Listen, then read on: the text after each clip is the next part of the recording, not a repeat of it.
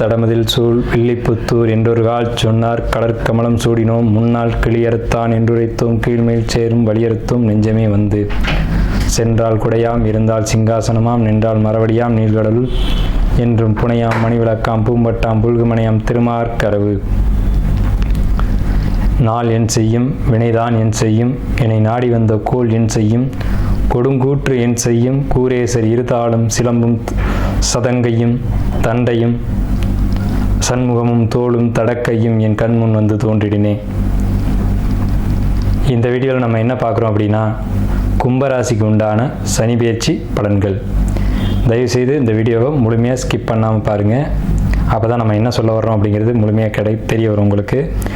அதே மாதிரி உங்களுடைய பொன்னான நேரத்தை இதுக்கு ஒதுக்கி பார்க்குறீங்க அப்படின்றப்போ உங்களுக்கு ஜோதிடம் சம்மந்தப்பட்ட தகவல்களும் ஆன்மீகம் சம்மந்தமான தகவல்களும் உங்கள் வாழ்க்கையை முன்னேற்றத்துக்கான ஒரு வழிவகையான ஜோதிடமும் பரிகாரங்களும் நம்ம வழங்கிட்டு வர்றோம்.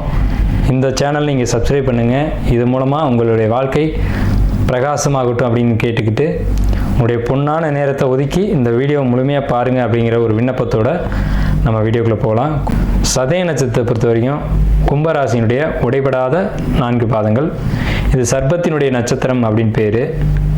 சர்ப்பத்தினுடைய நட்சத்திரம் அப்படின்னா இது நல்ல ஒரு அமைப்பு தான். சனி வீட்டில் ராகு நட்சத்திரம் அப்படிங்கிறது நல்ல ஒரு நட்சத்திர அமைப்பு தான். இவங்களுடைய குணம் உயர்வாக இருக்கும், உயர்ந்த எண்ணங்கள் இருக்கும் அப்படிங்கிற ஒரு கான்செப்ட் இருக்குது. அது குடும்பத்தை தாங்கணும் அப்படின்னு நினைப்பாங்க. காதல் திருமணங்கள், காதல் விஷயங்களில் ஈடுபாடு அப்படிங்கிறது சதய நட்சத்திரத்துக்கு எப்போவுமே உண்டு, அதிகமாக உண்டு. எண்ணங்கள் அலைப்பாயக்கூடிய ஒரு அமைப்புடைய நட்சத்திரக்காரங்க யார் அப்படின்னு கேட்டிங்கன்னா சதய நட்சத்திரக்காரங்க. அதே நேரத்தில் வழி தவறி போனாலும் தன்னுடைய வழியில் கரெக்டாக திரும்பவும் தன்னுடைய குணத்தை சீர்படுத்தக்கூடியவங்க யாருன்னு கேட்டிங்கன்னா இந்த சதய நட்சத்திரக்காரங்க தான். ஸோ எது தவறாக போனாலும் திருப்பி தன்னை திருத்திக் கொள்ளக்கூடிய ஒரு ஆற்றலும் சதய நட்சத்திரத்துக்கு உண்டு. சதய நட்சத்திரக்காரங்க பாம்பு மாதிரியே நடப்பாங்க, கொஞ்சம் ஃபாஸ்ட்டாக நடப்பாங்க, குள்ளமாக கருமையாக இருப்பாங்க. நடக்கும்போது பாம்பு நடக்கிற மாதிரியே இருக்கும். அவங்க நடக்கும்போது அவங்க அந்த ஷேக் பண்ணுற அந்த கால அசைவுகளை பார்த்தோம்னா பாம்பு உள்ளே பூந்து வர மாதிரி தெரியும். ஸோ அந்த மாதிரி ஃபாஸ்ட்டான ஒரு வேகம் கொண்ட நட்சத்திரக்காரங்க. இளைத்த தோற்றம், குள்ளமான உயரம், கருப்பான உருவம் இவங்களுக்கு இருக்கும்.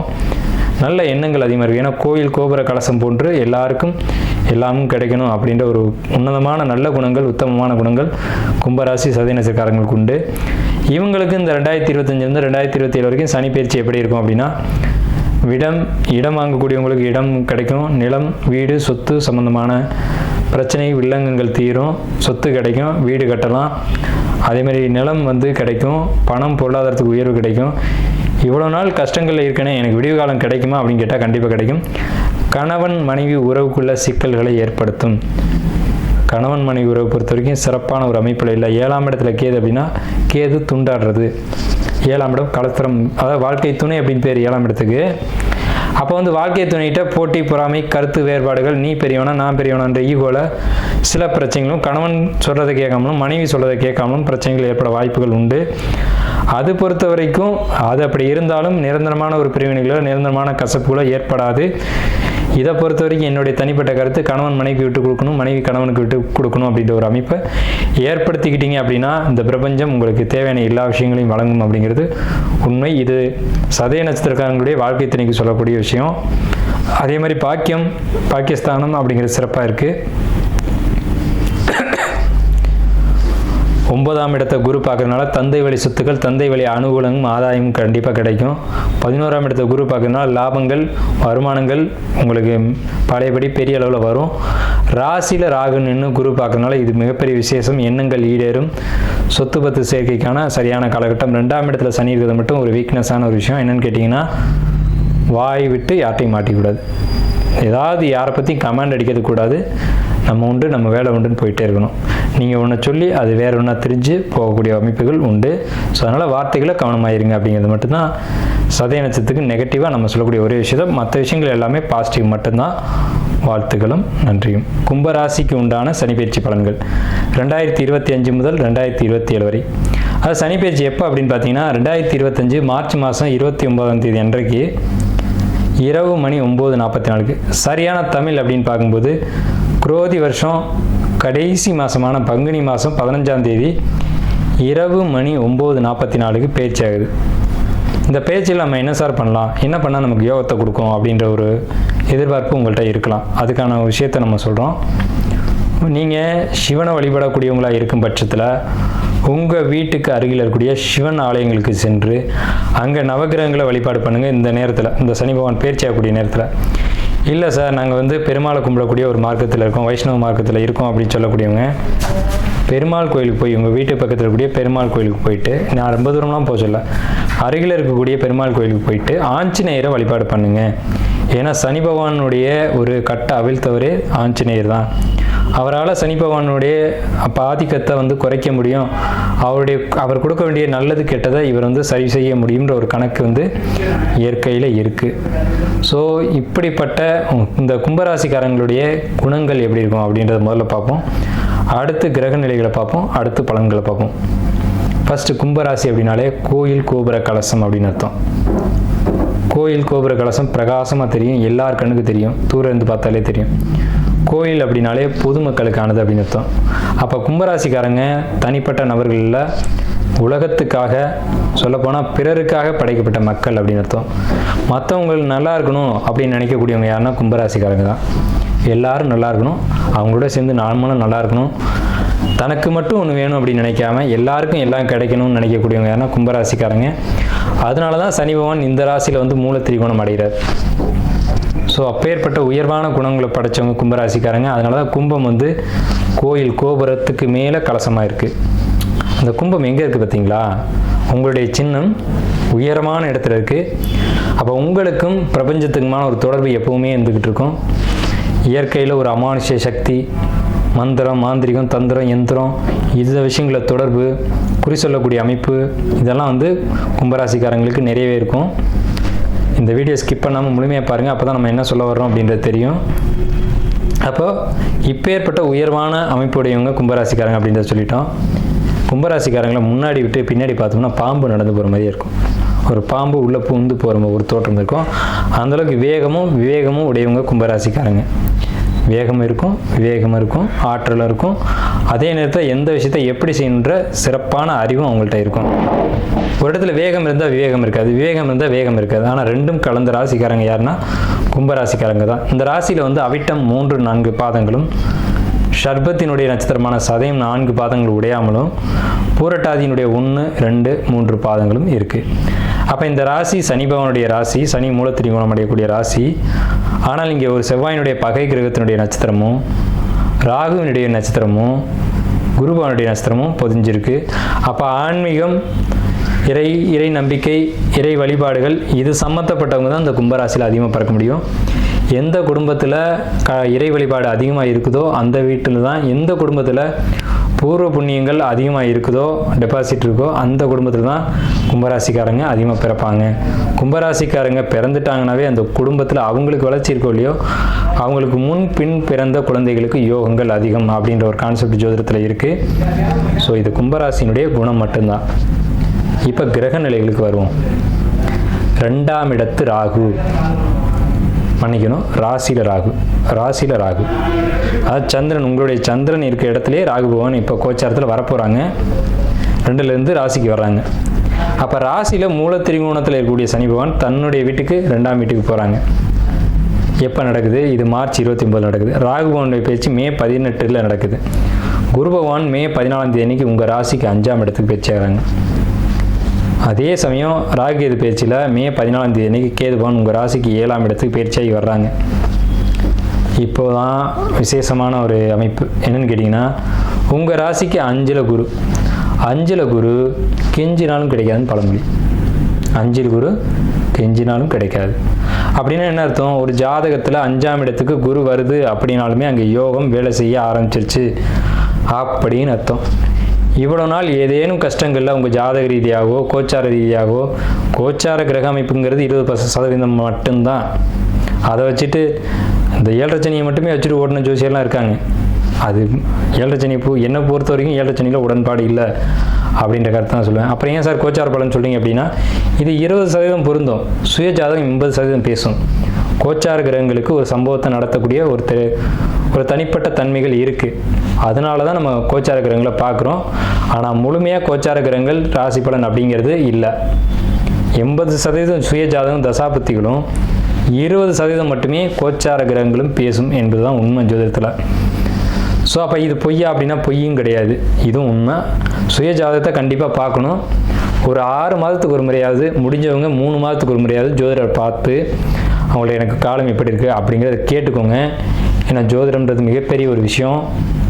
ஸோ உங்கள் குடும்ப ஜோசியர்ட்டையோ அல்லது எங்களை மாதிரி ஜோசியர்ட்டையோ கொடுத்து உங்கள் ஜாதகத்தை பார்த்துக்கிறது அப்படிங்கிறது உத்தமமான விஷயம். ஆனால் 5 குரு கெஞ்சினாலும் கிடைக்காது. அப்போ 5 குரு ஏன் கெஞ்சினாலும் கிடைக்காது அப்படின்னா, உங்கள் ராசி குரு பகவான் 9ஆம் பார்வையை பார்ப்பார். ராசிக்கு ராகு வந்திருக்கார், அவர் பிரம்மாண்ட கிரகம். நல்லதை பிரம்மாண்டமாக கொடுப்பாரா, கெட்டதை பிரம்மாண்டமாக கொடுப்பாரான்றதான் கேள்வி.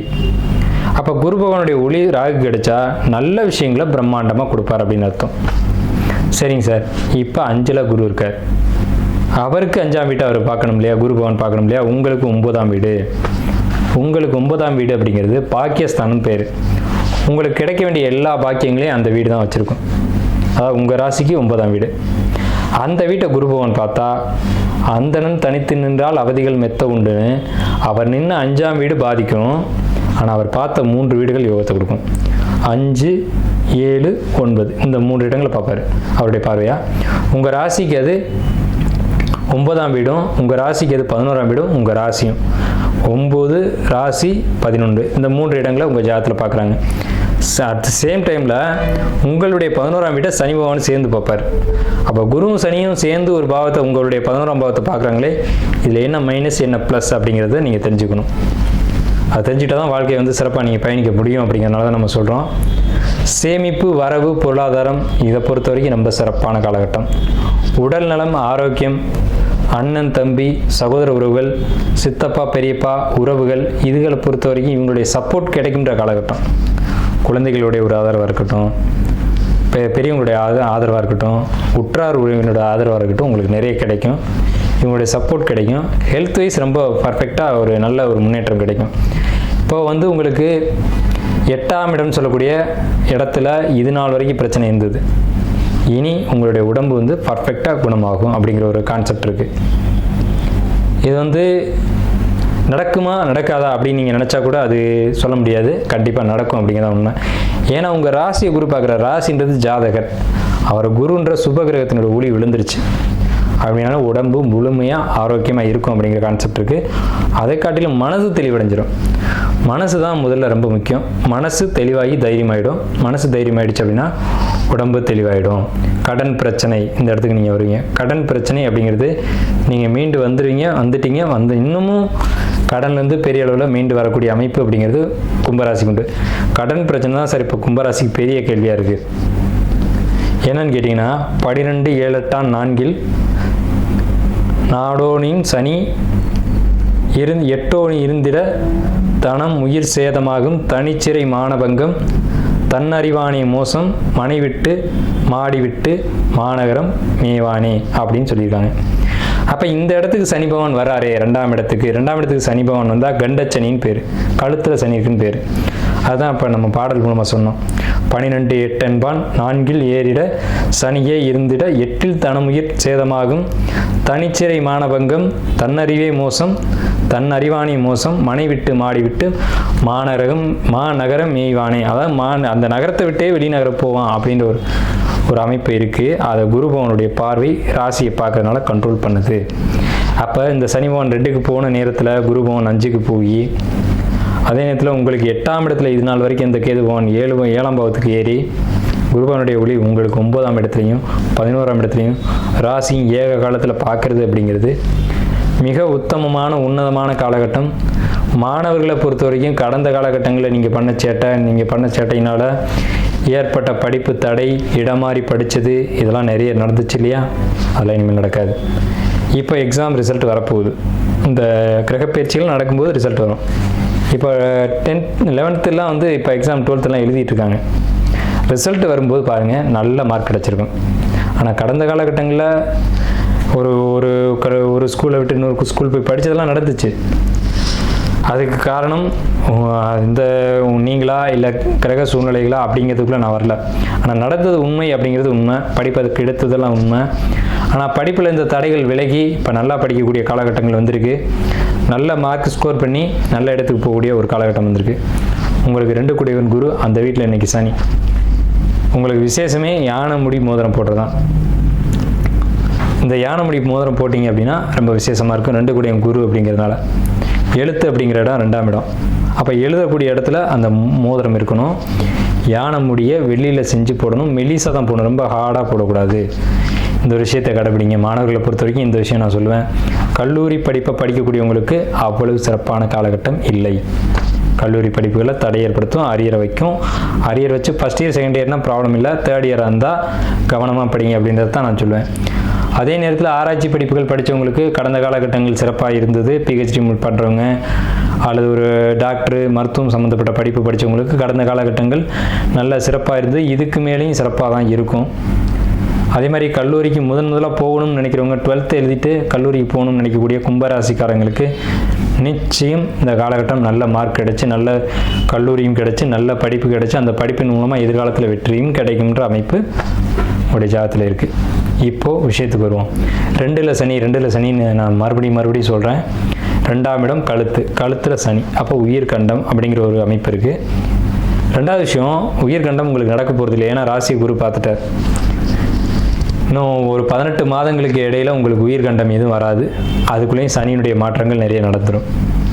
சரிங்களா? அதில் பேச்சு சம்மந்தமான ப்ராப்ளம் வரும். நீங்கள் ஒன்று சொல்லி அது யாரை பற்றி என்ன சொன்னீங்களோ அது வேறு மாதிரி திரிக்கப்பட்டு அங்கே போய் மிஸ்கம்யூனிகேஷன் ஆகி ப்ராப்ளம் ஏற்படக்கூடிய ஒரு அமைப்பு உண்டு.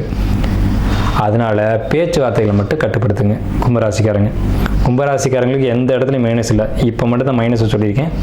பேச்சு வார்த்தை அந்த இடத்துல மட்டும் கொஞ்சம் கவனமாக இருக்கணும். கடன் பிரச்சனை இல்லை. வீடு நிலம் சொத்து வாங்கணும்னு ஆசைப்படுறவங்களுக்கு வீடு நிலம் சொத்து இதெல்லாம் அமையும். சொத்து சம்மந்தமான ப்ராப்ளத்தில் இருக்கவங்களுக்கு அந்த ப்ராப்ளம் கிளியர் ஆகும். இதுக்கு பேர் இப்போ நடக்கிற சனி பவனுக்கு பேர் வந்து பாதச்சனி. நான் ஏற்கனவே சொன்னேன், 7ரை சனியில் எனக்கு அவ்வளோ உடன்பாடுகள் இல்லை. அதில் ஏகப்பட்ட கருத்தியல் இருக்குது. அதாவது 7ரை சனி இருக்கவங்களுக்கு ஒருத்தருக்கு மட்டும் பாதிக்கும், ஒருத்தருக்கு பாதிக்காது. கும்பராசியில் ஒரு கோடி பேர் இருக்காங்கன்னா 1 கோடி பேருக்கு அதே மாதிரி பாதிப்பு ஏற்படுதானே? இல்லை. அதில் 50 லட்சம் பேர் வந்து நல்லா வாழ்கிறாங்க. 50 லட்சம் பேர் மட்டும்தான் அடி வாங்குறாங்க. அதில் பெரிய அடியும் இருக்குது, சின்ன அடியும் இருக்குது, அடியே விழுகாதவங்களும் இருக்குது. அப்போ இதில் வந்து 7ரை சனி எங்கே இருக்குன்னு நம்ம ஏற்றுக்க?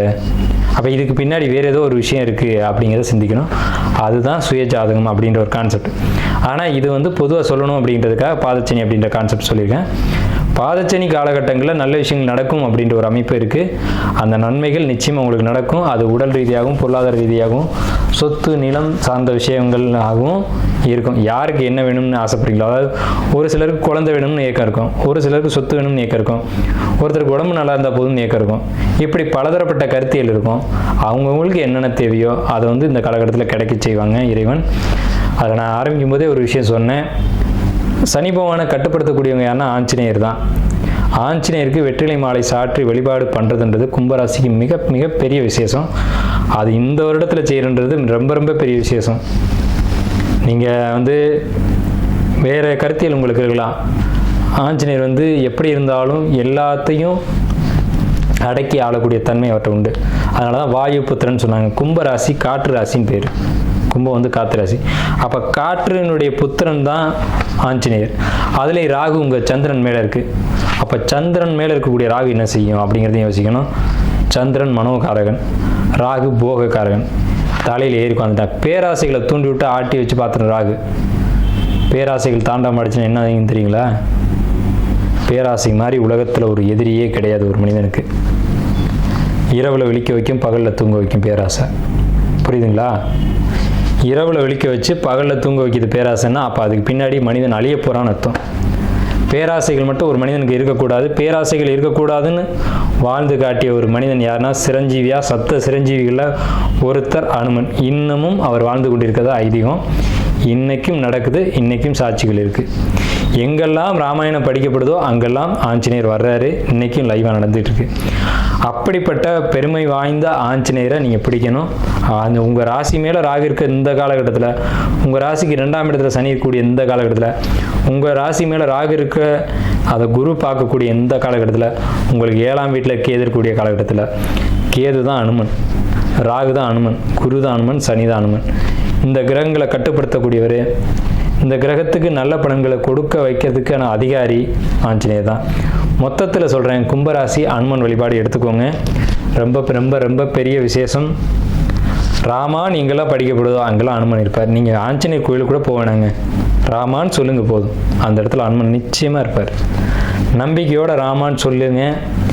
உங்களால் முடிஞ்சது அப்படின்னா ஒரு கொய்யாக்காய், சின்ன காய், நல்ல காயாக இருக்கணும், அதை எடுத்து வச்சுட்டு ராமான்னு சொல்லிவிட்டு அதை வந்து நைவேத்தியமாக வச்சுருங்க.